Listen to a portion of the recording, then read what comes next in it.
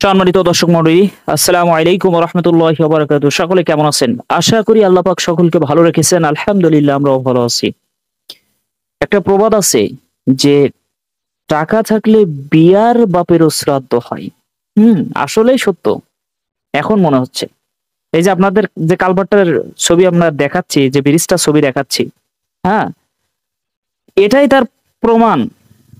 ঝিনাইদহবাসী, ঝিনাইদহ পাতিবিলার এলাকাবাসী, তাদের জন্য এই ব্রিজটা করা হয়েছে মাত্র ৬৫,৩৫,১৯৪ টাকা খরচ করে এই ব্রিজটা করা হয়েছে। কেন? ব্রিজটা করা হয়েছে মানুষের সুবিধার জন্য। ব্রিজটা করা হয়েছে মানুষের সুবিধার জন্য, কিন্তু মানুষ সুবিধা পাবেটা কিভাবে? যেখানে রাস্তাই নেই সেখানে ব্রিজটা মানুষ কি করবে?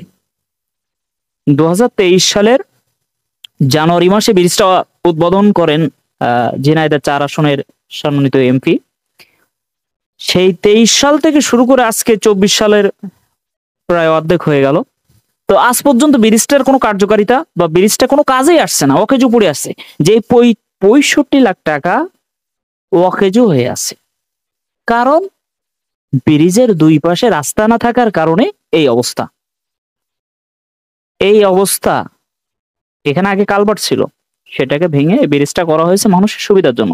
রাস্তা নেই, তা মানুষ সুবিধা পাবে কোথা থেকে? ব্রিজটা করার আগে যারা করেছে তাদের মাথায় তো ঘিলু মনে হয় ছিল।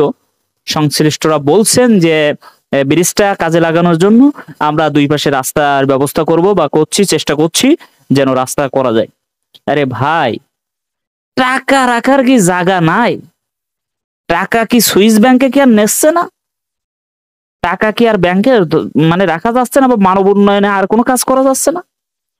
মানে যেখানে দরকার না, যেখানে দরকার না সেখানে টাকা দিয়ে ঢালতে হবে।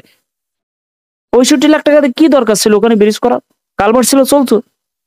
মানে যেখানে রাস্তা নেই সেখানে ব্রিজ করার কি দরকার? যেখানে মানুষ রাস্তা দরকার, ব্রিজের দরকার, যেখানে প্রয়োজন সেখানে না দিয়ে, বা সেখানে যেখানে প্রয়োজন সেখানে না দিয়ে আমরা ওইদিকে টাকা নষ্ট করার কি দরকার?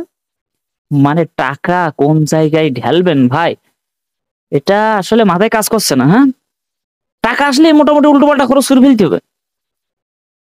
এই জন্য এলাকাবাসীও বলছেন যে আসলেই ৬৫ লাখ টাকা এটা জলে গিয়েছে।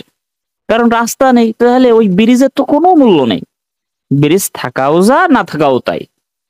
সংশ্লিষ্ট বলছে যে মাঠের রাস্তা, মেঠো পথ, গাড়ি টাড়ি নিয়ে মানুষজন বিভিন্ন ফসল টসল নিয়ে যাবে, আনবে, এই জন্য সুবিধার জন্য। কিন্তু রাস্তা না থাকলে কি করে নিয়ে যাবে?